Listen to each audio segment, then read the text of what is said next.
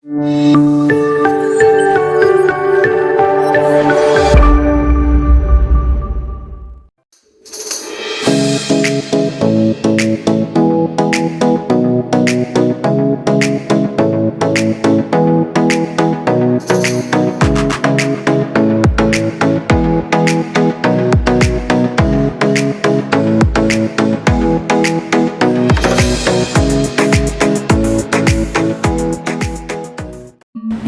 Pak D. Nggih. Nembe niki kecunduk sareng Pak D niki. Nggih, betul. Maaf niki mengganggu waktunya Pak D niki. Nggih. Karena kan minggu depan kalau nggak salah kita udah memasuki buku Waduk Gunung Pak D. Ya. Nah, dalam buku Waduk Gunung itu ada satu hari raya. Nah, yang kita umat Hindu Saraswati ya. Itu kan di sekolah, di kampus dan dimanapun itu merayakan Saraswati. Betul.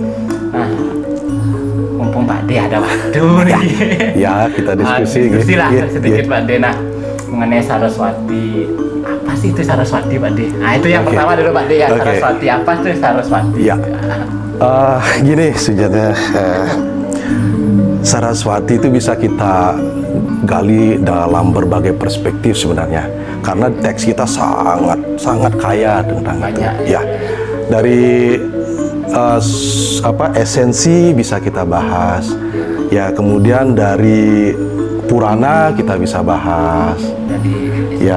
Dari bentuknya kan kita sudah tahu ya, bentuknya seperti apa, sudah ada patung yang banyak itu sudah punya format di pikiran kita untuk tahu tentang itu.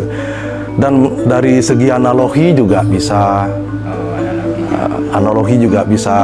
termasuk teknologinya bagaimana itu. Nah, dari segi peran teknologi ya. juga ada. Nah, kalau dari bentuknya kita sudah tahu lah, ya ada simbol-simbol khusus yang dibawa Saraswati, wujud perempuan dengan membawa teks ya gitu ya, ada geometri dan lain sebagainya. Kita sudah paham semua itu. Ya.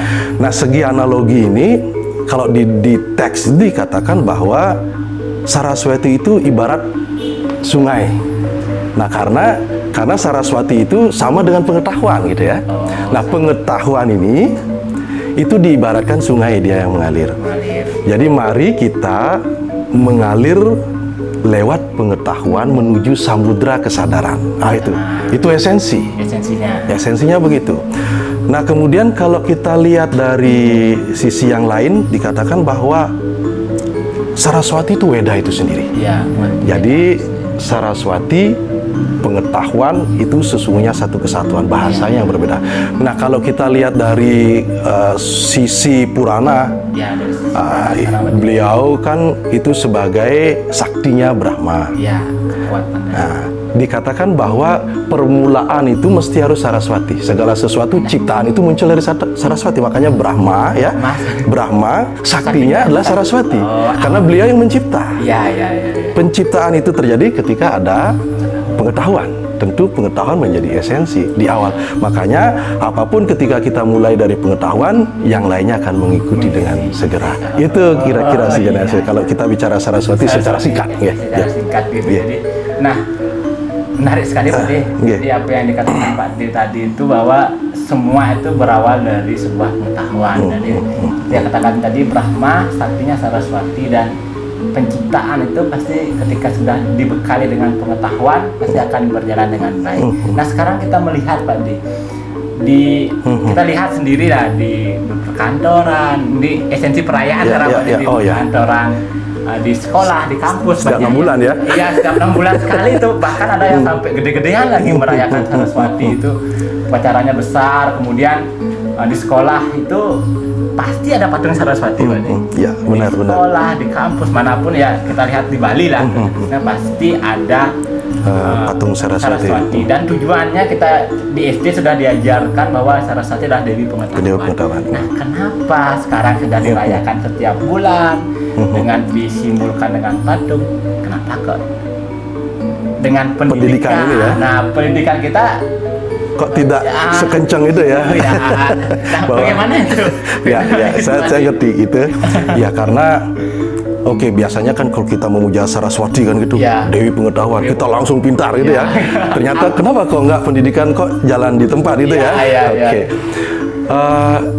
Karena kita kan Saraswati itu kita jadikan sebagai form, yang kemudian kita puja dan selesai. Padahal di sana secara esensi form yang kita puja itu mesti harus ke dalam. Ada proses internalisasi. Berarti nggak boleh dipuja aja. Oke, itu form itu membantu. Sesungguhnya Saraswati ada di dalam diri kok. Jadi bagaimana menghidupkan Saraswati yang di dalam, kita perlu bantuan yang di luar. Nah, kita kan selama ini memuja yang di luar saja. Lupa dengan yang di dalam. Makanya kita setiap saat memuja Saraswati, tapi pengetahuan tidak pernah ada. Itu gininya. Ya, benar, jadi benar. proses internalisasi itu penting. Bagaimana Saraswati yang di dalam hidup. Nah, menghidupkan Saraswati yang di dalam lah sesungguhnya esensi dari kenapa Saraswati mesti dirayakan, dan ini kita lupakan. Iya. Jadi kita hanya kulitnya saja. Nah, mari kita adakan semacam proses internalisasi ke dalam. Lebih dalam lah kita memaknai Saraswati, bahwa oke, tetap kita rayakan itu karena memang harus begitu. Tapi bagaimana perayaan itu mengalami proses internalisasi ke dalam. Tidak hanya sekedar di bentuk itu selesai, tetapi bentuk itu justru merangsang yang ada di dalam untuk tumbuh. Itu sebenarnya. Berarti selama ini, belakangan ini generasi muda kita itu lebih cenderung di luarnya. Dia melupakan yang bagaimana internalisasi Saraswati itu biar melinggih di angger sarira, gitu kan Pak De ya. Nah, sekarang pertanyaan singkat Pak De. Bagaimana proses internalisasi itu? Ya, proses internalisasi itu terjadi ketika ada kesadaran, ya. Kemudian ketika kesadaran ada, di sana ada implikasi apa yang terjadi kan gitu. Ini yang penting, apa yang terjadi. Jadi prosesnya nanti ketika bicara bagaimana menginternalisasikan, tentu ada teknologinya nanti. Nanti kita sudah punya yoga, punya konsep yang lain. Nah, implikasinya ini ketika sudah terjadi internalisasi, tentu apa yang kita bicarakan, apa yang kita pikirkan adalah Saraswati. Apa yang kita pikirkan itu direct dengan pengetahuan akan kebenaran. Jadi kebenaran itu, pengetahuan itu hidup dalam diri.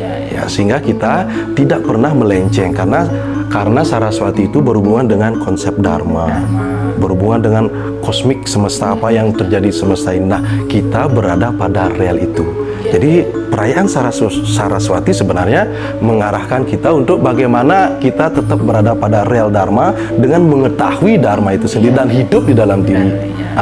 Itu yang terjadi biasanya kalau memang proses internalisasi itu berhasil. Itu. Baik, sangat menarik Pak De. Jadi diskusi singkat tetapi penuh makna. Kita mengupas Saraswati dari sudut pandang yang berbeda dari yang tidak biasa lah. Kalau yang biasa itu makna ada genit-genit itu ya. Itu bagus itu. Itu bagus, tetapi kita kupas lebih dalam gitu. Bahwa perayaan Saraswati itu harus kita maknai dengan proses internalisasi. Bagaimana agar Saraswati itu bersetengah dalam diri kita. Itu yang dapat saya petik, dan ritual tetap kita jalankan. Setelah itu mari kita isi diri dengan belajar dan belajar. Seperti itu Pak De ya? Benar. Terima kasih Pak De waktunya. Semoga nanti lain kesempatan ada waktu lagi. Terima kasih, pasti kita. Kita.